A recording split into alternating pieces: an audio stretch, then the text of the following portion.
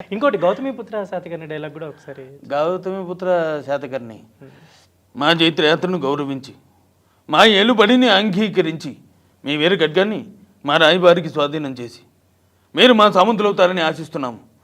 సమయం లేదు మిత్రమా, శరణమ్మా రాణమ్మా. ఇప్పటికి ఉనికిని నిలుపుకున్నాం, ఇక ఉనికిని చాటుదాం. నూతన నిర్మాణమైన భారత రాజ్యాన్ని పరదేశ నేతృత్వ ప్రక్షాళన చేద్దాం. దొరికిన వాడిని తురుముదాం, దొరకని వాడిని తరుముదాం. ఏది ఏమైనా దేశం మేసం తిప్పుదాం.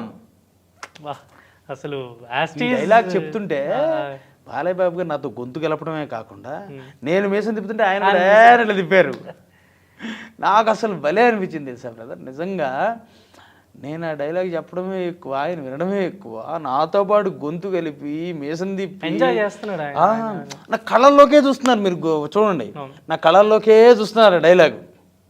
ఆయన అలా చూడటం వలన నేను ఆ చూపు మరచలేకపోయా. ఇప్పుడు జనరల్గా బాలకృష్ణ గారు ముందుకెళ్ళి మేసం తిప్పుతామంటే తిప్పం కదా అసలు, కానీ నేను అక్కడ తిప్పగలిగాను, అట్లా చెప్పగలిగాను అంటే కారణం ఏంటంటే దాన్ని అలా ఎంజాయ్ చేస్తారు. ఈ పైసా వసూలు డైలాగ్ కూడా చెప్తున్నప్పుడు కూడా అట్లా అవి అట్లా డైలాగ్స్ బాగా. ఆ సినిమా అంటే బాలకృష్ణ గారికి చాలా ఇష్టమైన సినిమా.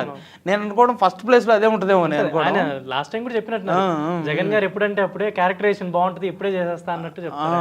అట్లా అలా